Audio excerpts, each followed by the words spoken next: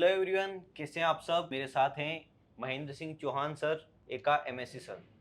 तो आज का वीडियो जो है ये स्ट्रेटजी के ऊपर बनाया हुआ है। नीट 2026 के जो स्टूडेंट हैं उनके लिए बेस्ट स्ट्रेटजी वीडियो बना रहे हैं। इसमें हम आपको बताएंगे कि आप किस तरीके से पूरे साल भर पढ़ाई करेंगे और किस तरीके से अपने गोल को अचीव करेंगे।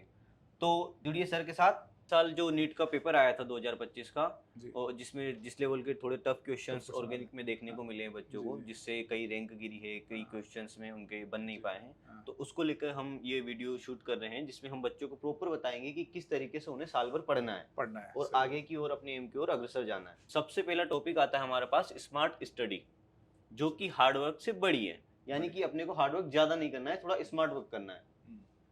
तो स्मार्ट वर्क के लिए जैसे अपन ने ये लिखा है कि वो होता है ना, जैसे अपन शॉर्ट नोट्स वगैरह बना रहे हैं, है ना। जी सर। तो शॉर्ट नोट्स के अलावा एक चीज़ ये भी इम्पोर्टेंट है कि थोड़ा अपन कुछ मेन चीज़ें डिटेल में लिखे हैं। इस बार जैसे जेई के क्वेश्चन आ गए थे, जी सर। तो आप मतलब जहाँ भी कोचिंग में या जहाँ भी बच्चा पढ़ रहा है ना, वो टॉपिक खत्म होने के बाद ये जरूर देखे कि उससे रिलेटेड जेई मेंस में कुछ आया है क्या। जी सर। क्योंकि कई बार मेंस के क्वेश्चन है ना, नीट में आने के चांसेस ज़्यादा लगते हैं। इस बार तो खैर उससे ऊपर हो गया था। जी सर। तो आप शॉर्ट नोट्स में अपने बेसिकली थोड़ा सा टारगेट अप कर दें, यानी जेई मेंस के बेसिक क्वेश्चंस, जेई मेंस के जो क्वेश्चंस हैं वो आप थोड़ा इसको इनकॉर्पोरेट कर लें, है ना, शॉर्ट नोट्स में। वो एज ए शॉर्ट नोट्स ही हो गए आपके। एक ये चीज़ अपन कर सकते हैं। दूसरा, इनको छोटे छोटे कार्ड बना लें टॉपिक वाइज, है ना, टॉपिक वाइज, सब topic wise, point two learn.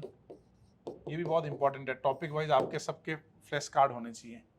और एक आपने लिखा है टेस्ट एंड एनालिसिस। जी सर। तो बच्चे, मैंने देखा ये भी चीज़ कई बार बच्चे करते हैं, वो टेस्ट देते ही नहीं है। टेस्ट देते नहीं देते है। ही नहीं है। वो सोचता है मैं तैयारी करता रहूँ।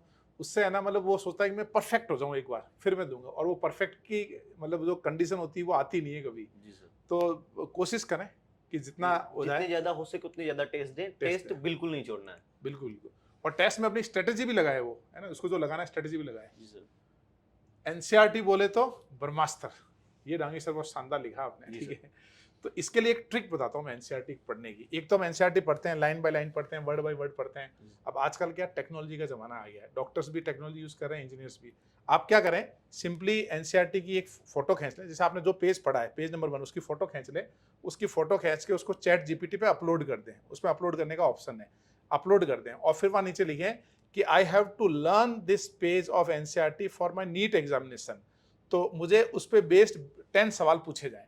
फिर वो आपको 10 सवाल पूछेगा, आप उनके आंसर दो। तो फिर वो आप उसको पूछो मैं कितना % चांसेस हैं कि इस पेज से आया हुआ क्वेश्चन मैं करूंगा। वो आपको एआई जो है ये प्रिडिक्शन भी देगा कि कितने % चांस है। तो वो पेज आपने पेस्ट किया, उससे क्वेश्चंस मिले और आप आंसर दो, और वो आपको चेक करता जाएगा। इस तरीके से आप होम ट्यूटर की तरह आप अपने एनसीईआरटी की बढ़िया इंटरेक्टिव वे में प्रैक्टिस कर सकते हैं। तो ये सीक्रेट मैं आज बता रहा हूँ बच्चों के जी बढ़िया सर। करने का। यानी कि इंस्टाग्राम ज्यादा चलाने के बजाय अगर थोड़ा चैट चैट जीपीटी चलाएंगे ना को तो यूज किया जाए तो मार्क्स थोड़े और इम्प्रूव हो इम्प्रूव सकता हो है। जाएंगे।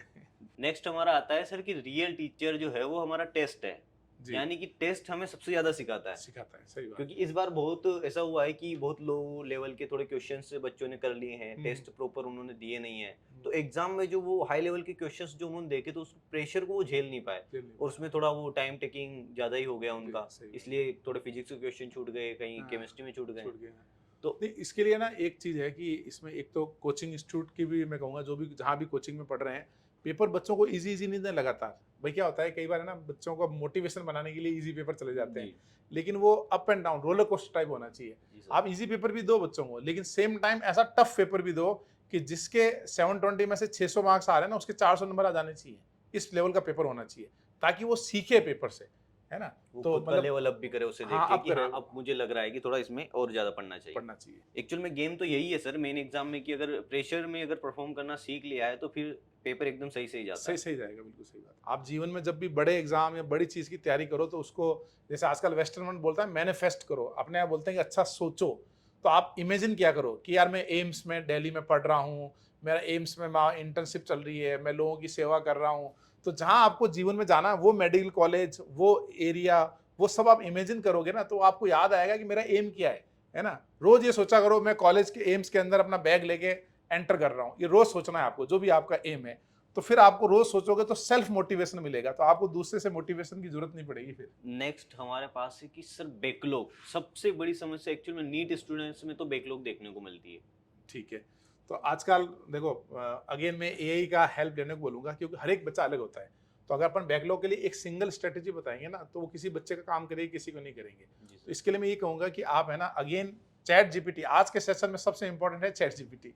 आप है ना चैट जीपीटी में पूरा डिटेल डालो कि मेरा नाम ये है, मैं इतने साल का हूँ, मैं नीट की तैयारी कर रहा हूँ, मैं रोज 4 घंटे कोचिंग जाता हूँ, 6 घंटे सेल्फ स्टडी करता हूँ, और मेरे इतने चैप्टर बाकी हैं, इतने चैप्टर बाकी हैं, वो मुझे करने हैं। तो प्लीज मैं आने वाले 15 दिन के अंदर पूरा इसको करना चाहता हूँ, what is the best strategy. तो वो आपको 15 दिन में या 20 दिन में या 10 दिन में जो करना चाहते हो उसके अकॉर्डिंग आपको स्ट्रेटेजी बना के देगा। तो आप उसको बोल दो कि रोज मेरे को 1 घंटा पढ़ना है, थोड़ा आप उसको ना ज्यादा समझाना पड़ेगा उसको।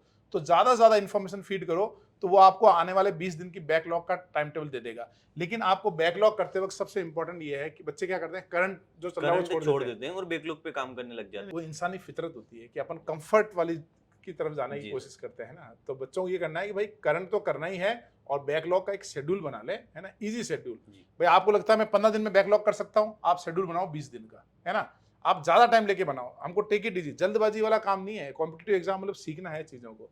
तो खुद का कस्टमाइज चैट जीपीटी से बैकलॉग को क्लियर करने का प्लान बनाए और करंट क्लास करें, ये मेरे साथ बेस्ट स्ट्रेटेजी। और नीट स्टूडेंट के लिए ज्यादातर तो यही कि वो करंट न छोड़े, बैकलॉग का एक शेड्यूल बना ले, ताकि शेड्यूल वो बना, करंट हाँ। क्लासेस के साथ बैकलॉग हाँ, कवर करते जाए खुद भी बना सकता है, मेरे को खुद को ही पता होता है, चैट जी। जीपीटी नहीं चाहिए, कोई बात नहीं, आप खुद भी बनाओ जी कि यार मैं रोज 1 घंटा ये और है ना। इसमें एक और स्ट्रेटेजी काम करती है, मतलब अपन थोड़े लालची होता है इंसान, है ना। जी। अपन जैसे लालची कि अपन सब कर लें एक साथ, सब कर ले एक सब नहीं होगा एक साथ। आपको एक एक टॉपिक, एक एक सब्जेक्ट करना पड़ेगा।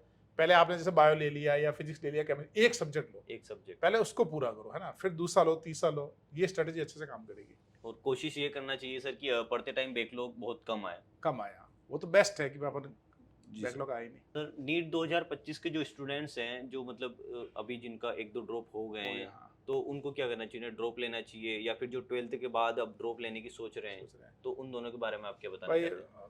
पहला तो मेरा ये है कि 2 से ज़्यादा ड्रॉप लेना ही नहीं है, पहली बात। और एक नीट के बच्चों के लिए जो सबसे इम्पॉर्टेंट और most very very very important advice है वो ये है, आप जैसा ही पहला ड्रॉप लें, आप पैरेलली एक अंडर ग्रेजुएट बीएससी वगैरह कोर्स में आप एडमिशन ले लें। आप वहाँ रेगुलर नहीं जा पा रहे हैं तो आप करस्पॉन्डेंस ले लें। आप अपने साल के साथ साथ पैरेलली आपकी ग्रेजुएशन भी चलनी चाहिए। जैसे मान लीजिए आपने 2 ड्रॉप लिए, उसके बाद आपको लगा कि मेरा नीट में नहीं हो रहा है या मेरे को अच्छा नहीं मिल रहा है, तो आप 1 साल बाद ग्रेजुएट करके कॉम्पिटिटिव एग्जाम में बहुत सारी चीजें कर पाओगे ना आप। तो मतलब पैरेलली सिर्फ मतलब नीट का ही सबसे बड़ा ड्रॉप है। जी ये सर। पता नहीं, मैंने देखा, मुझे समझ नहीं आया आज तक लोगों को बताया क्यों नहीं वही जाता है सर, कि वो बच्चे 3-3 4 साल ड्रॉप कर रहे हैं, वो ग्रेजुएट ही नहीं है। तो उसके लिए क्या कंडीशन हो जाती है अगर सोचो 4 साल बाद वो नहीं कर रहा है तो। और एक्चुअल प्रेशर उन्हें फिर 4 साल के बाद ही मिलता है कि हाँ, अभी तो मेरा ग्रेजुएशन भी नहीं हुआ है। ग्रेजुएशन नहीं हुआ। इसलिए बेस्ट ये है कि अगर आप 12th कर रहे हैं, तो 12th के साथ में आप कहीं से भी बीएससी वगैरह कुछ ग्रेजुएशन तो आप हाँ, कंप्लीट 12th के बाद लें, चाहे आप ड्रॉप बीए ले कर रहे लें हैं वो, कुछ। हाँ, कोई दिक्कत नहीं। वैसे बीएससी करना ज़्यादा सही रहता है, जी। क्योंकि बीएससी की जो पढ़ाई है ना वो अपने साइंस से रिलेटेड जी। होती है। तो ये सभी बच्चों जो भी ये वीडियो देख रहे हैं ना, सभी बच्चे जो नीट में ड्रॉप ले रहे हैं उनको ये बात जरूर बताएं कि आप चाहे रेगुलर बीएससी ले लें या फिर आप ड्रॉप मतलब कहीं से करस्पॉन्डेंस कर लें, ओपन स्कूल से कर लें। इंदिरा गांधी यूनिवर्सिटी गवर्नमेंट की बहुत सारी स्कीम्स हैं, वहाँ से आप कर सकते हैं। Sir, guidance and mentorship for NEET. हाँ, ये भी अच्छी चीज़ है। आजकल पहले मुझे लगता था कि यार मेंटरशिप वगैरह की जरूरत नहीं, मुझे ऐसा पहले फील होता अच्छा था। अच्छा। लेकिन अभी पिछले साल मैंने मेंटरशिप चलाया तो मुझे समझ में आया है कि यार वाकई में बच्चों को बहुत ज़रूरत होती है।